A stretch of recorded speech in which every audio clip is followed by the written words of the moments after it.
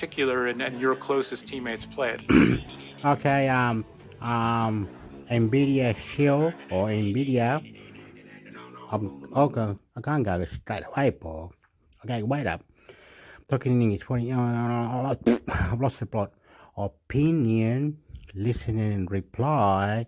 Opinion, listening, reply. I am motherfucking listening carefully, reply. Listening carefully, reply. NVIDIA, a website or any technology website has created a new computer, most advanced one, NVIDIA, www.nvidia Technology America has created a new computer, wants to start a new robotic, wants to create new everything. And if they could, how can they, or whatever it is they do and how they do it, I will not understand. Mixed technology, mixed places, mix this, mix that. How can it be listen and reply because listen and reply because listen and reply because listen and reply because YouTube, YouTube, YouTube, YouTube, YouTube, YouTube, YouTube, YouTube, YouTube, YouTube, YouTube, YouTube. Hasidak used to be my YouTube channel. Hasidak used to be my YouTube channel. Hasidak used to be my YouTube channel. Hasidak used to be my YouTube channel.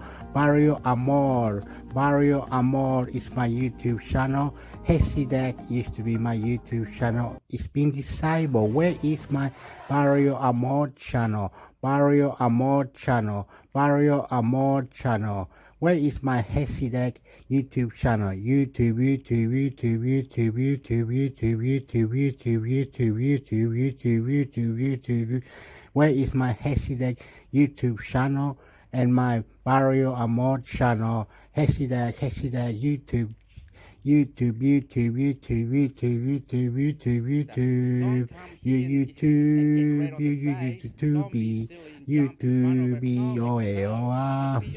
YouTube, YouTube, YouTube. Copyright, YouTube. Where you at, YouTube. A lot of people are getting kicked out of YouTube because false information, false this, YouTube that, YouTube this. Opinions YouTube, reply YouTube, like YouTube, subscribe YouTube, Facebook copyright, Facebook this, Facebook that, Facebook this, Google. International Computer Network, fuck you, International Computer Network, freedom, technology. Listen and reply carefully. Opinion, motherfucker question. I love you.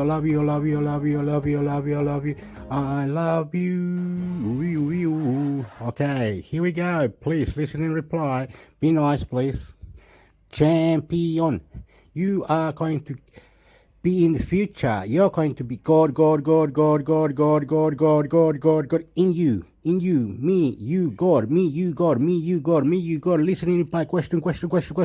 Technology, listening, reply. I love you, technology. International Computer Network, Facebook, YouTube, Google, cheap, China, America. I love you. New computers, they create new computers, NVIDIA computer, Apple iPhone is number one technology. Apple iPhone, number one technology.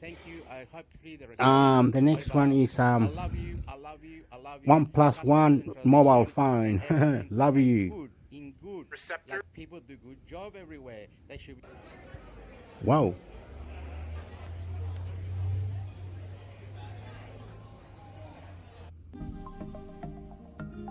What's going on? What happened?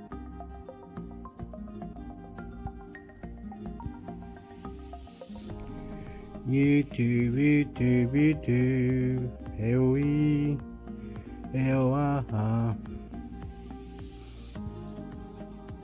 Something went wrong, he says. Something went wrong. What's went wrong?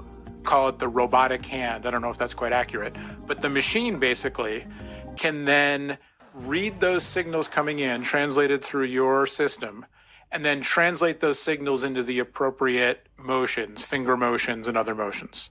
Yes, that's correct. And then in addition to all that, you've also somehow engineered the system to be portable and power efficient enough that it can run on kind of a self-contained battery pack so that it's not really, there's no like bulky extra computer to be carrying. It's just all kind of built into the arm. Yes. So that's the whole idea. Which is just amazing.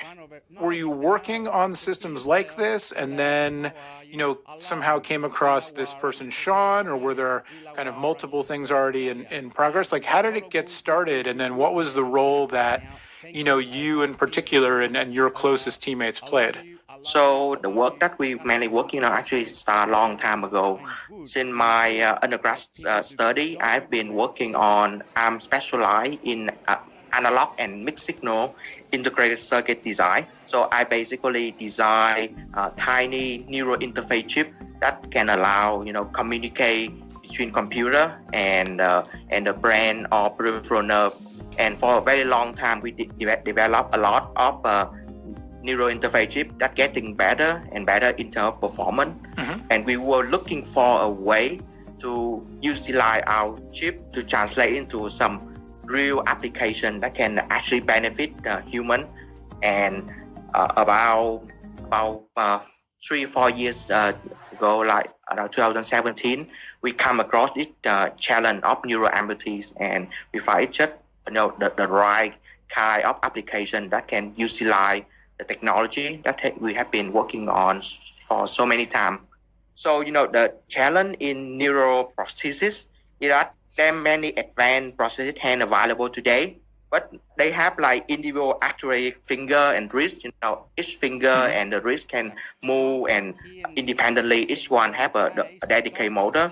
However, there is no effective way that the actual amputees can utilize all of these degree of freedom.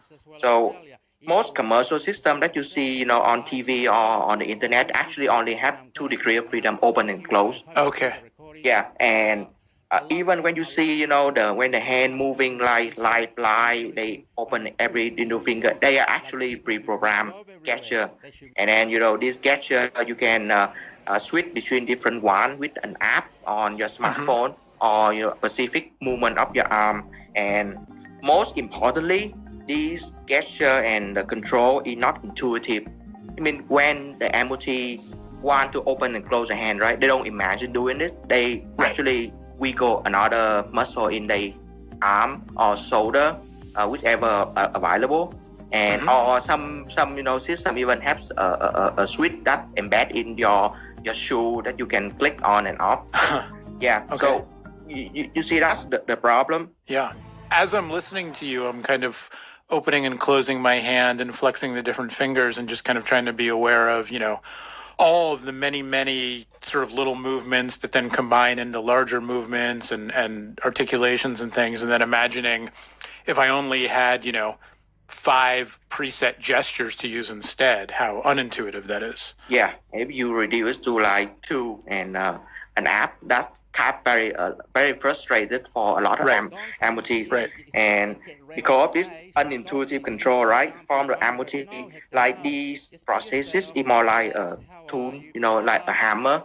It's not really something that an extension of their body or something that, they feel natural. So, and because it unintuitively, so when you control it for a long time, it's very mentally exhausted, and a lot of amputees just abandon their prosthesis because of this problem. So in order to make the amputee move and feel just like a real hand, we have to establish a neural connection. Somehow the amputee have to move the finger and feel it just like a missing hand. Right. And this in 2015, DARPA, the research agency from the Department of Defense, proposed a program for haptic, stand for hand appropriation and touch interface.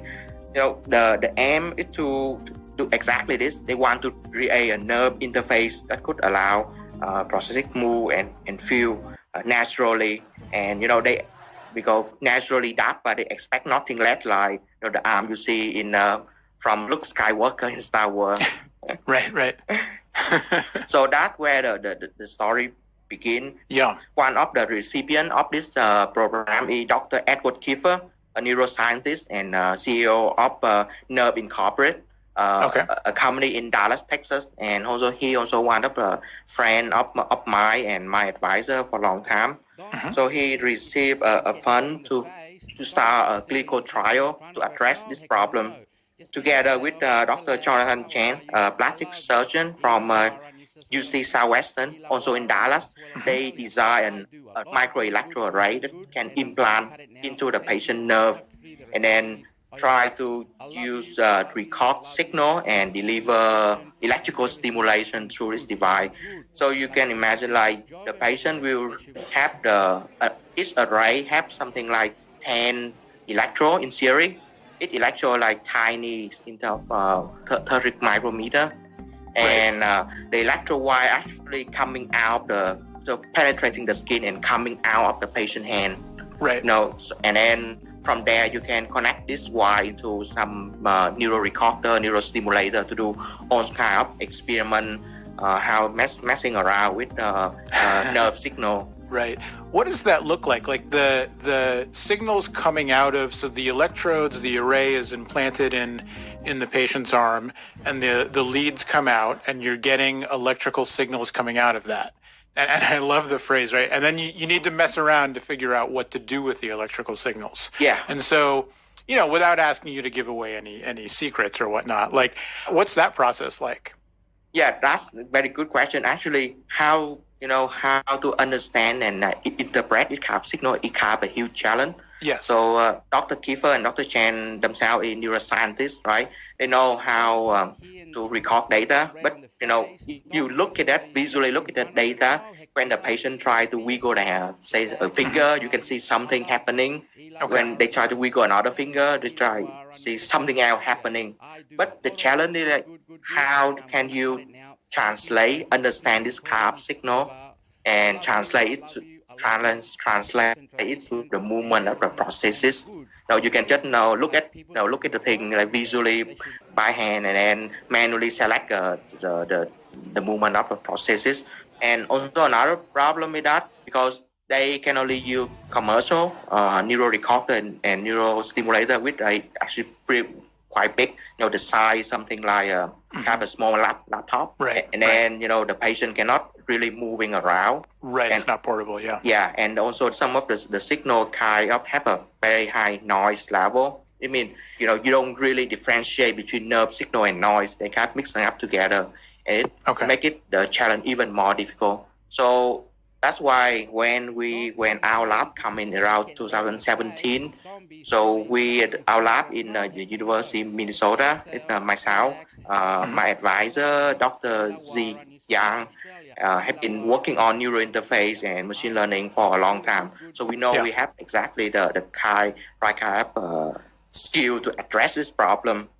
We first begin to replace the commercial system with our neurointerface chip, which is kind of the chip itself is like 3 by 3 millimeter in size. Okay, so it's small. Yeah, it's really tiny. So in theory, you can actually implant the chip inside the patient arm with the appropriate, shielding and packaging. But for the experiment purpose, we still plug it in the wiring outside, right? Okay. If you were to implant the chip, how would it get power? Yeah, it must be wireless power. Okay, right. So you have a chip implant inside the arm, but you also have to got some external piece that wirelessly beam power inside. To wirelessly power. Okay, right. And also take out the neural signal, also wireless. And yeah, that's actually one of the direction that we still working on to make the whole thing compatible and suitable for clinical use, right? But for the time being, we use our neurointerface chip to record a lot of neural data, and not only the system is a lot smaller, maybe 1,000 times smaller than the commercial system, but we also have a better signal. We can clearly differentiate between nerve signal and noise, and can do a bunch of analysis like see neurospike and perform frequency analysis, and so on. So, the next development in comparative natural history, now we have a bunch of neural data, and we have a crowd truth, like we know roughly how the patient's supposed to move his finger. You can have a training section when you ask a patient to wiggle the thumb, for example, and then we record a bunch of neural signal associated with wiggling the thumb. Right. And there are another section, with neural signal associated with wiggling the index finger. And here is when the AI coming. So we have this very complex signal, and we have a prediction, and AI is just especially deep learning is just a perfect solution to read that kind of signal and then translate this into what the patient's supposed to move. So if you had multiple patients who you were working with and you asked them to wiggle their thumb, would the neurosignal coming from each patient's amputated arm, how different or similar are those signals from person to person? I would say it quite different. So quite different. Each data set is specific for each person. Right. There is multiple reasons for that. Like, first of all, when you implant the electrode inside the nerve, right, it's actually very difficult to hit the exact right spot like every time. It must be incredibly hard, yeah. Yeah. So you have like 10 electrodes, and then it records from 1,000 or hundreds of thousands different nerve fiber. Right. So even like the electrode, when it implant, we are a little bit to the left or a little bit to the right, then the signal can be very different. Can change the signal. So right. that's okay. a process that we cannot really control. Right. And second, a bigger picture, like, the nerve signal is a reflection of the control signal coming from your brain, right? So it would believe that, the way that the nerve signal from each person should be different from each other, even though we agree, like, it kind of a philosophy. right. A problem, actually. Like when you and I see the same color, say red, for example, we all agree that the color is red, right? But the way that this information is processed inside our brain and eventually go into, say, our nerve fiber, optic nerve, for example, is completely different, and there's no way that we can prove that they are the same. Right. So is the deep learning useful for... Okay, I stopped it. I think they created a new arm, new legs, all artificial intelligent arms, electric legs, because people has lost their arm and their legs around the world, and disability. Say you're praying to God, and God is gonna return your head, your body. God. It's about God, right? God, think about it. God has to return you the baby. God has to return that person that died. God has to create something to kill this virus. God has to do this. God has to do that. Why is God not doing the technology that God needs to be done? Why are we slow on a technology? Say you're there sitting there and you're talking about the angel, and they're going to say, oh yeah, the archangel, 6666, the devil. What the fuck is wrong with you? Get fucked. No good. God is created because God is powerful, right? And there's many gods, right? Who knows?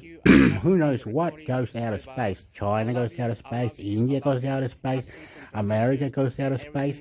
Why do we all go out of space if we don't find heaven, God, the Bible? What is the truth of extraterrestrial and all these things that this Chinese bloke reckons he can create artificial arm, electric arm, and this, you lost your legs, you lost your this, you lost that. Where's God then? What the fuck's wrong with God? YouTube. Subscribe. I was meant to go here now. And I meant to oopala.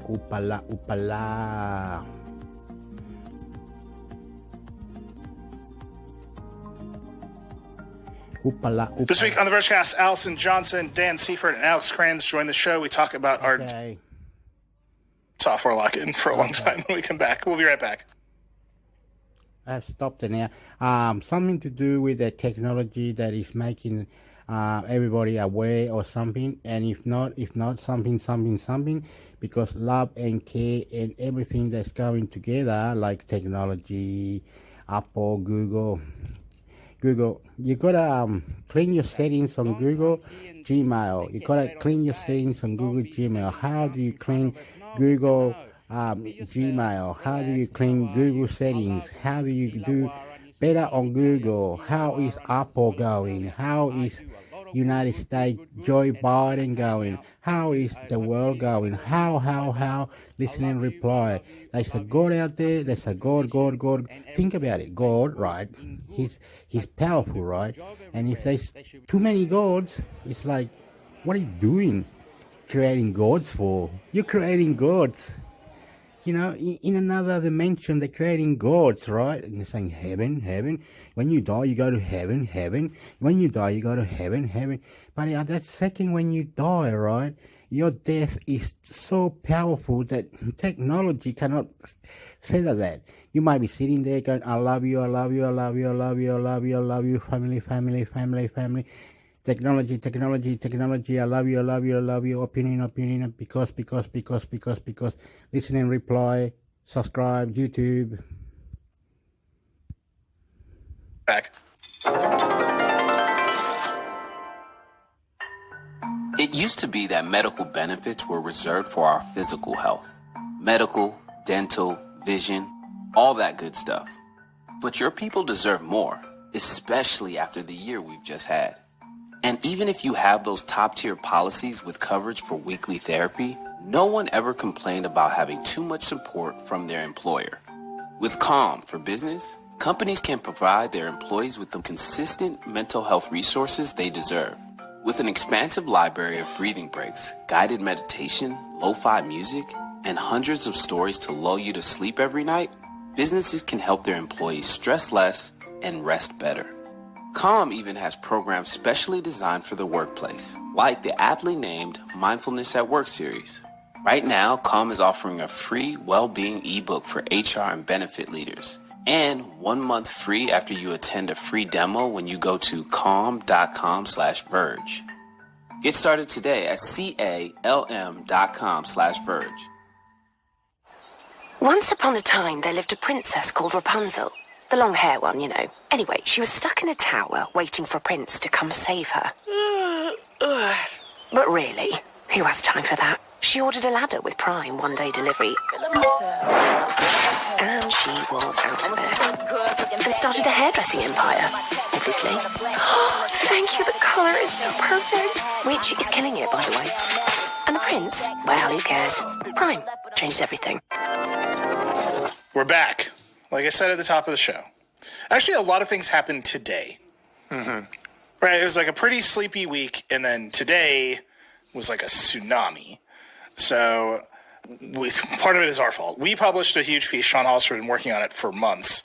Ever since the Apple and Epic trial was over, he has been diligently reading every email that came out of discovery in that trial. Yeah. And sorting them. So he put up a huge piece today that's, did he end up at 107, I think? Yeah, over 100. It's like 107 just like revelations from this trial. We're not going to go through all of them. You should read the piece. It's amazing. He's got all the PDFs, like all the receipts you could ever want. Like Sean's got a store. It's called the Receipt Store, and it's just receipts from Apple versus Epic. And just like a lot. Like Steve Jobs wanted to build an iPhone Nano. Mm-hmm. He had Johnny Ive present mock-ups at a conference. Steve Jobs, a brilliant man, did not learn the lesson about big, cheap screens. It took them a long time to learn the lesson about big, cheap screens, and now they're all over it. But that's in there. Apple has, like, extremely tried to lock down its store. They've discussed iMessage and Android many times, and they've always returned to, we want to keep people here. They do gift cards in promotions. And we have emails proving it. They give gift cards during promotions because they want you to buy more apps and music and stuff from their stores because it makes it harder to switch. You knew this. I knew this. We all felt it.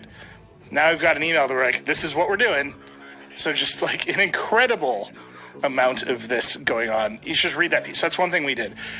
At the same time, I would remind you that Epic is also suing Google The case has just been burning in the background. And then today, the judge in that case ordered the complaints to be unredacted. Mm-hmm. So now we have a clearer picture of what's going on. It's like, I didn't even want to say it. All right, I will say it. Part of the unredacted emails includes a program that Epic was complaining about inside Google called Project Hug. Okay, so there is this project. Still not going to say it. So Epic is they're going to leave the Play Store. They're going to do Fortnite, right? Android's open. They can do their own store. Google, I can't believe they called it this. PH. Google launches Project Hug to hug the other game developers. Yeah. To pay them money and give them free marketing so they won't go into Epic Store or any other store. Google's teams are worried. We've got in the complaint, they're worried that Epic's going to go arrange a deal with Samsung, other phone makers, get better splits on revenue, basically have their store preloaded with Fortnite, which they kind of did with Samsung for a minute there. Mm-hmm.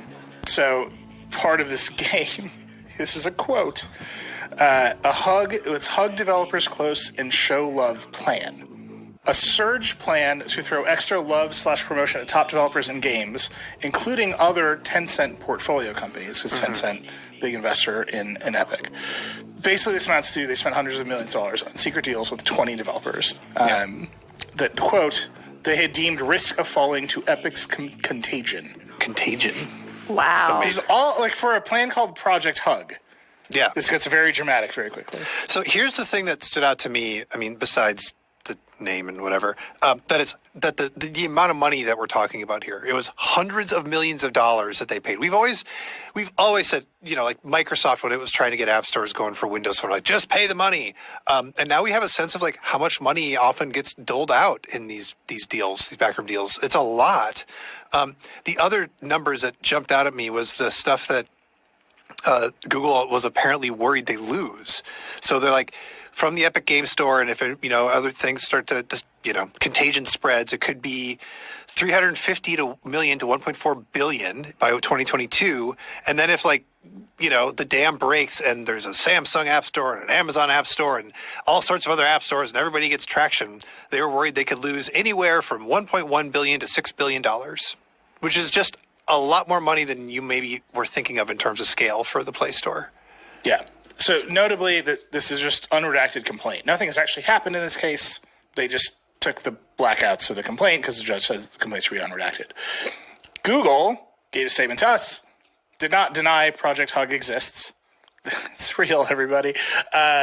Google's statement: these programs are a sign of healthy competition between operating systems and app stores and benefit developers tremendously. This is true. It's true. If you just had two stores, if you had Target and Walmart compete ferociously to get the best products in their stores that compete on rates. Google also controls the operating system, and they make the deals with the number one vendor of phones in the ecosystem in this country. It's true, but it's also extremely a lie by omission, right? It's true that programs like this are a sign of competition. They're worried about competition. They're going to spend them. But if you're Samsung, right, you're also negotiating to merge your watch operating systems with Google's watch operating system. The layers of control across the entire ecosystem are massive for Google. And they've got a war chest of money that they're clearly just spending to provide all this extra promotion in their store. So it's competition. Is it fair competition? Is it meaningful competition? I don't know the answers to those questions. I would just point out they did not deny that it was called Project Hug. That's really my main takeaway from the story. Similarly... Well, and also to your second point, the next thing. Yeah, similarly, connected to that same kind of point, unredacted complaint reveals Google had a program called the Premier Device Program that gave Android phone makers a greater share of search revenue than they would ordinarily receive. Remember, they give Android away for free. They monetize it because people use Google apps and services. They see Google ads. They can give kickbacks to the phone makers on top of that. So in many ways, if you're an Android phone maker, Google's paying you to use Android. But in exchange for this higher rate of search revenue, they all agreed to ship their phones without any third-party app stores pre-installed. When I say it's like, yes, it's competition. It's like Google is working every angle it can to protect its premium status on your phone. And this is just one of those, man, it's icky, right? It's just like, Dieter, you and I have talked for years about like, every time we use one of these modern devices, like we know there's like some sequence of deals in the background. Yeah. That is preventing us from having like real choices. And this is, well, here is the deal. But is this also why, like, a lot of that bloatware that carriers used to just shove on your phone that you hated, is that why it's gone? I mean, that might be part of it. I mean, it's also gone just because we yelled a lot and we started buying phones that didn't have it. Like there is some effect of like consumers choosing the things that are good and rejecting the things that are bad. But the layers of sort of these, I call them kickbacks, compare the Premier Device Program, giving more search revenue to companies that only include one app store to, we had, was this like 2 years ago? There were a bunch of carrier deals got revealed in like France, and it was related to Google Play services and like requiring that you don't make non-Google versions of Android.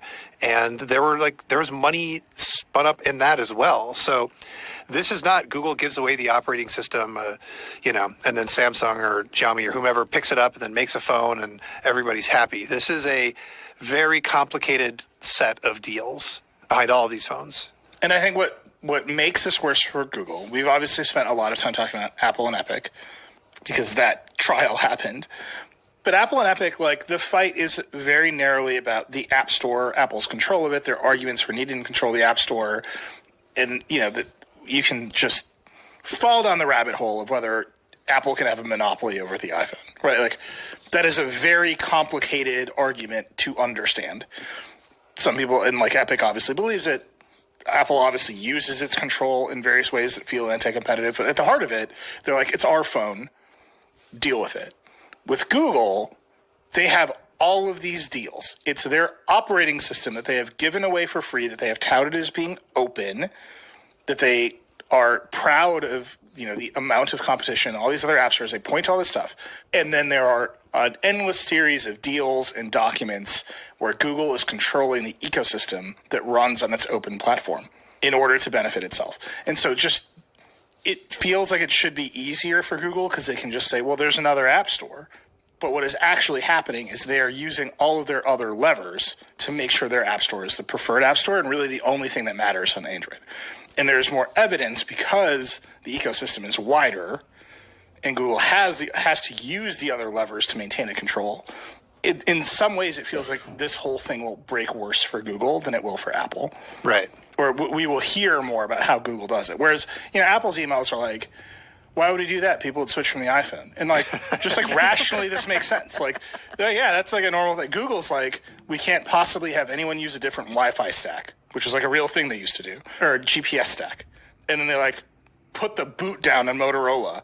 And this is like a lawsuit they've had. And we've gone through this with Google before. And the fact that they have to use the control, the fact that their control is influencing a bunch of partners means that it's very obvious when they exert the control. Whereas Phil Schiller sending Craig Federighi an email being like, that's a bad idea, does not feel like an exertion of control. Right. We'll see. I think that, like I said, I think this one's going to be a lot wackier. Last revelation from this also revealed that Google had a gigantic plan to counteract Epic by building its own gaming division that would indeed also ship games on the Mac, which is very funny to me. Finally, someone's going to break that one. They're going to figure it out. It's pretty good. I don't know. They also try to horse trade with Epic to get Fortnite on Stadia. Mm-hmm. And Epic was like, no. That's not a lot. Yeah, like I said, just a lot coming out of these two trials, a lot of emails, a lot of evidence that these companies are, in fact, trying to control your experience on the phone. Yeah. That brings us to Dieter's new segment. Our new weekly segment, I think it has to be weekly, that we call This Week in Lock-In. Dieter, what's happening this week in Lock-In? Well, Tom Warren broke the news wide open of just how Microsoft is changing Windows to make it even more difficult to change your default browser away from Edge. It's so petty. It's so normally you just you have a pop-up, you click the one you want, you're done, and then oh wait, I want to change it. You go into settings, you find wherever the default browser thing is in settings and whatever. But the way that Whoa, what happened? Whoa, that's naughty. Very naughty. He's doing this a lot, eh? He just cuts out whenever he wants to, my friend. It's really silly. Anyway, if he did cut out, he just went snap. Okay, don't worry about it. Okay, what they're trying to say is that they got new computers and everything, and IP addresses and everything going together, technology, right? You know you can get a third-party store. You know you can get anything now. If you put your mind together, you can get whatever you need. It's not funny. You know what I mean? You can get a third party on APK on your NVIDIA Shield. If you're smart enough, you can get anything you want on your NVIDIA Shield. You're right. Don't lie to me. You know. Anyway, what was I meant to do? Something about God, YouTube, technology. They're coming with a new computer, right? It's a laptop. It's Apple one. It's already been created. Things have been issues to be created. Right. They got the computer chips, the new one, M1 chip, and all this technology that is incredible. Right now we are going to change it because he snapped. Did you see what happened? I didn't know how this works, right? You're beautiful because you're beautiful because, you know.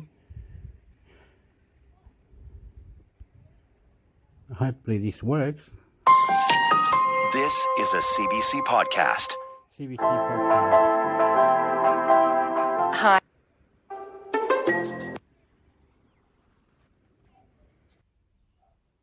In the way that they were trying to define Aaron O'Toole before the Liberals or the NDP could define him.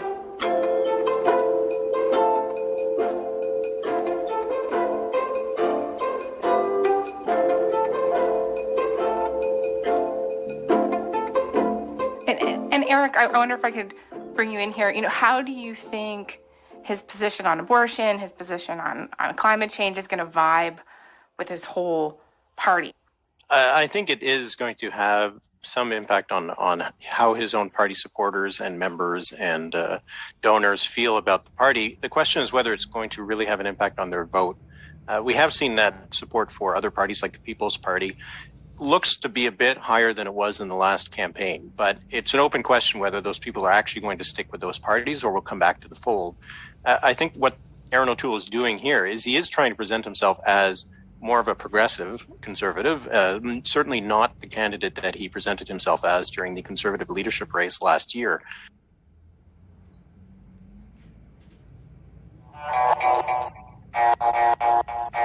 Judge and request authorization once again to sell the material. He didn't explain exactly what the risks caused by the ammonium nitrate were. He focused on the risks caused by the ship sinking. So here the state's lawyer gets this communication and responds to Al-Qaisi saying, if you... Wait a minute. This sounds very sad.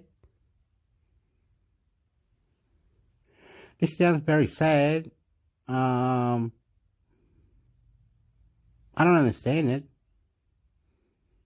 Why is Lebanon, or if you were on Lebanon, responsible for the Beirut blast?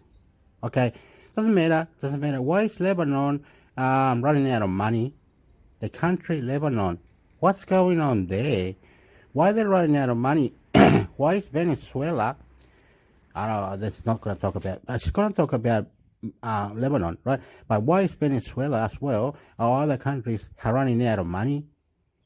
EU coronavirus has killed economic access to projects in one country to another, So you spend money on buying this vaccine and helping to kill the coronavirus, and in the meantime they're doing that, whatever I just said, and you kill the economics of that country and they got no money. What the fuck? You killed it.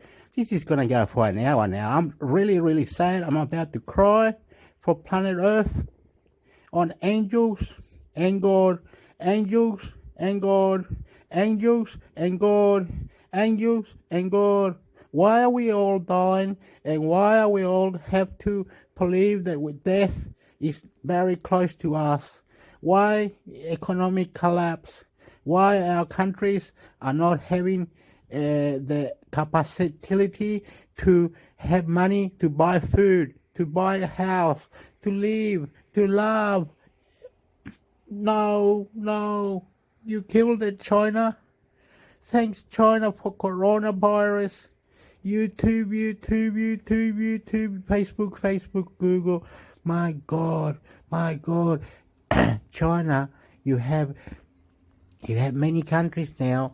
They cannot do what they wanted because you made them all broke. You broke them. You killed them. They got no money. Singapore should be powerful. Philippines should be beautiful. Sweden, Denmark, Lebanon, Israel, please don't kill each other. I love you, please. If you had proper... Again, he wants to snap, eh? He just doesn't want to stop, eh? Snap, and it just keeps snapping, eh? He snap. Oh my God. Please, be nice. Come on. You were just playing it, please.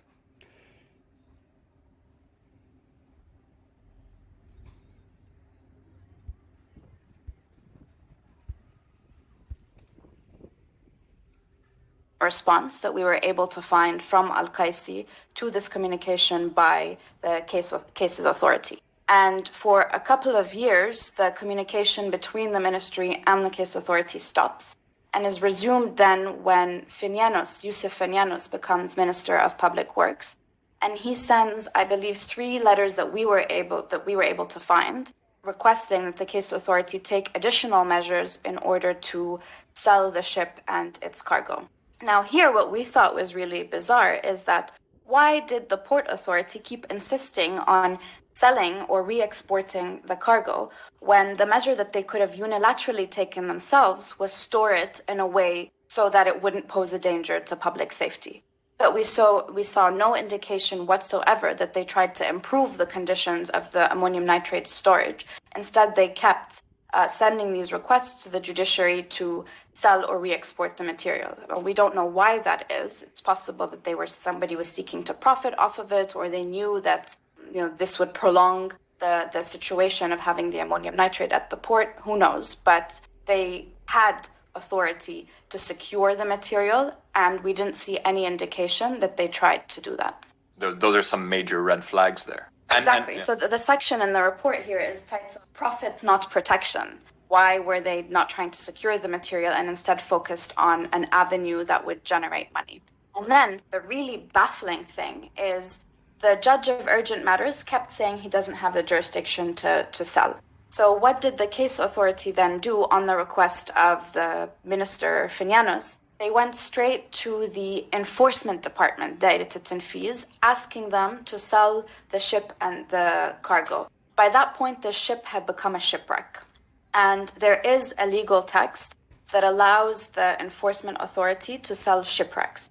And so the enforcement authority authorized the sale of the shipwreck, not the cargo, and appointed an expert to go and appraise the shipwreck to see, what they should sell it for.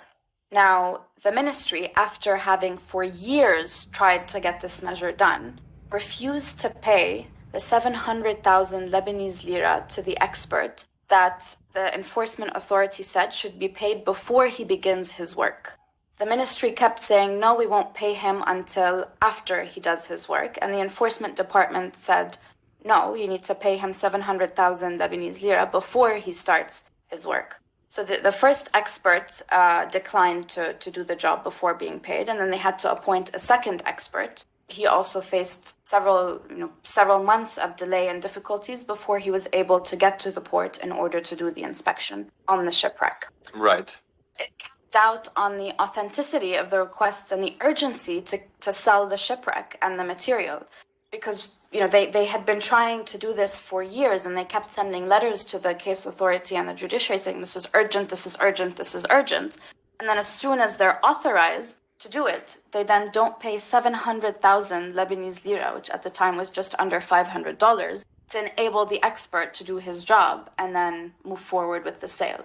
Yeah, the question for me here is, like, does this speak, though, to anything nefarious, or does this just, like, bureaucratic incompetence? And this is a sort of unknowable question, right?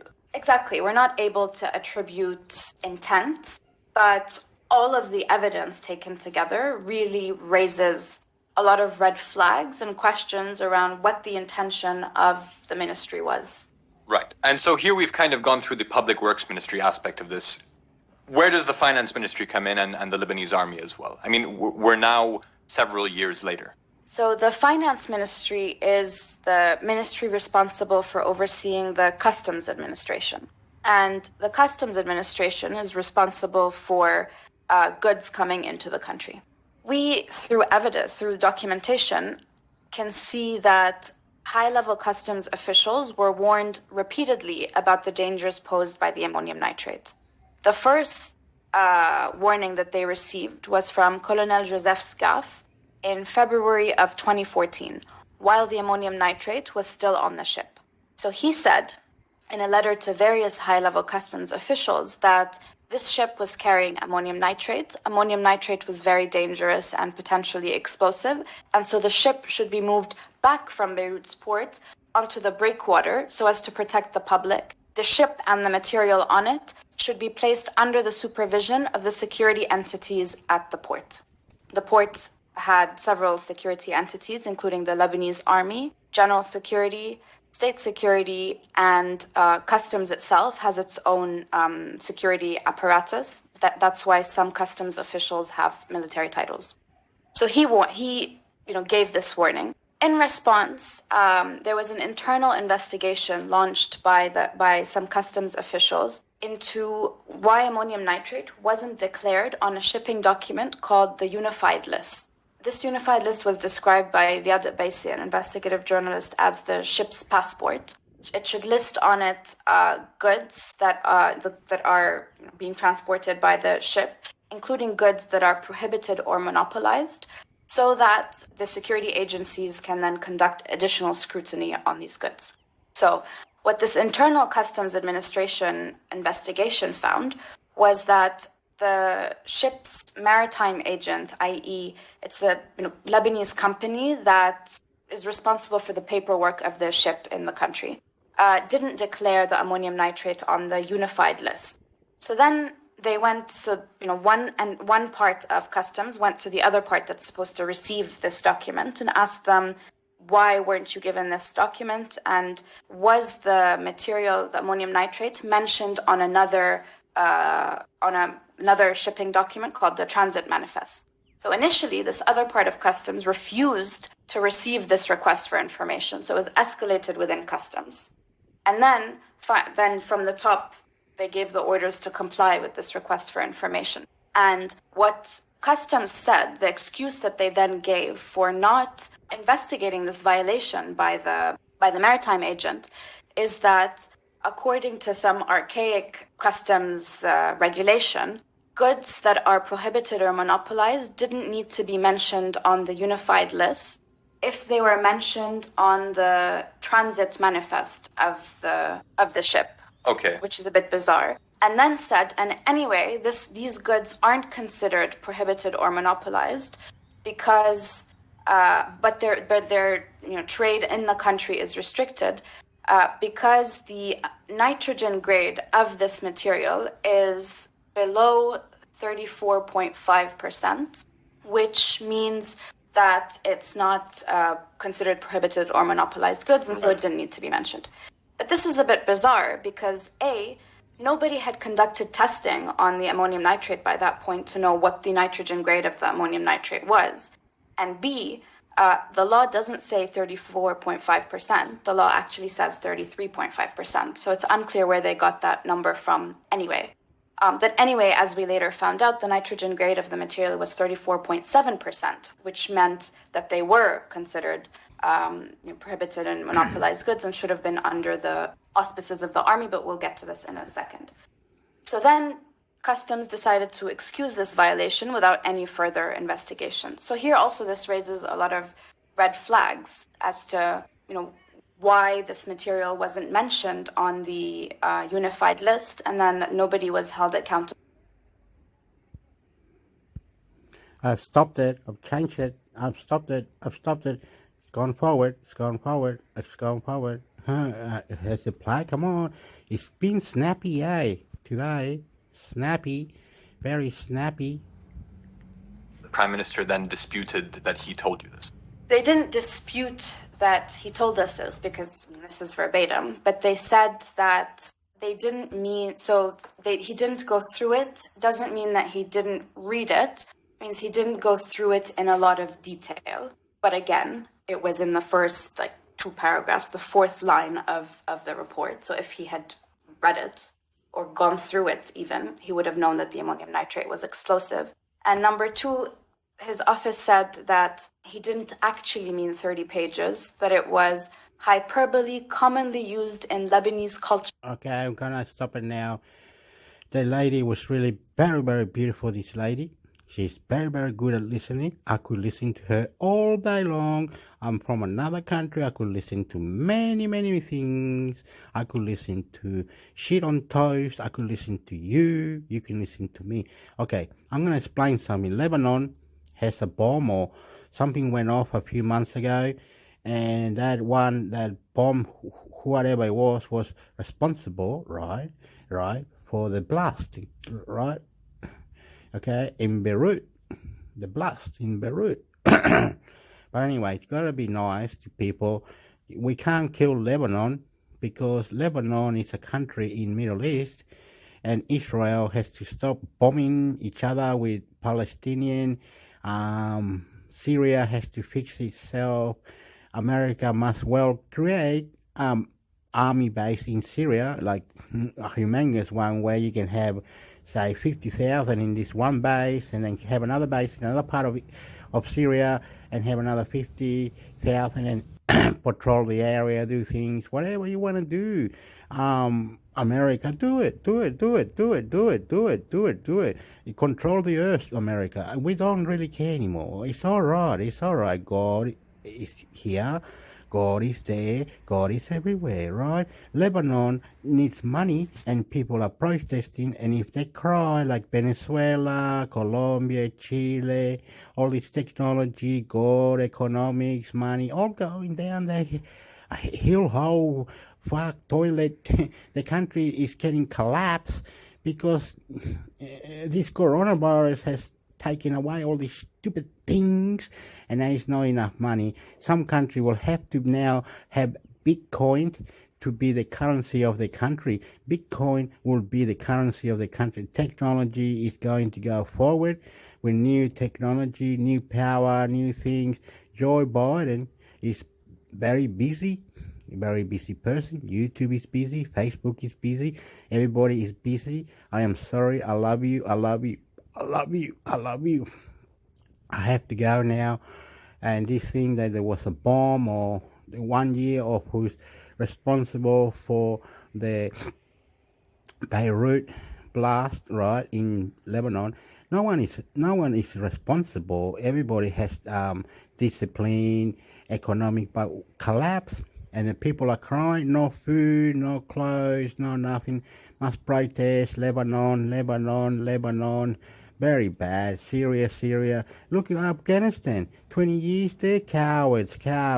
Why don't they have like scientists in one place and create a vaccine? Have things in one area where technology can be created all together, one and all. Why do we have to have China, America, India all going out of space? And technology is technology.